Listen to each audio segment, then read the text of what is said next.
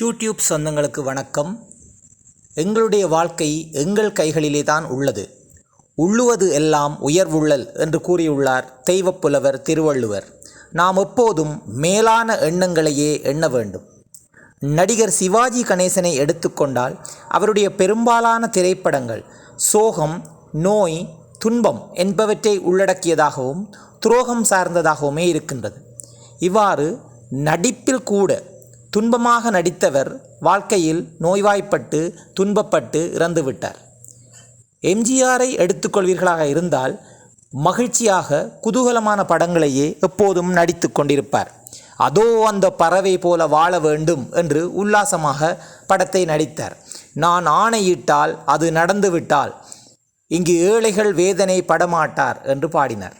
இவ்வாறு நடிப்பில் சாதாரணமாக நடித்ததை பிரபஞ்சம் உள்வாங்கி அவரை தமிழகத்தின் முதலமைச்சராகவே மாற்றிவிட்டது. நாம் எப்போதும் நம் வாழ்வில் நேரான எண்ணங்களை எண்ண வேண்டும்.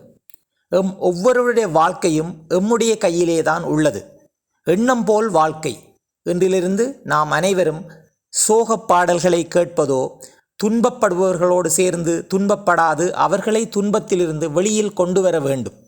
கண்ணீர் சிந்துகின்றவர்களோடு சேர்ந்து நாமும் கண்ணீரை சிந்தாது அவர்களை அத்துயரத்திலிருந்து வெளிக்கொண்டு வர வேண்டும்.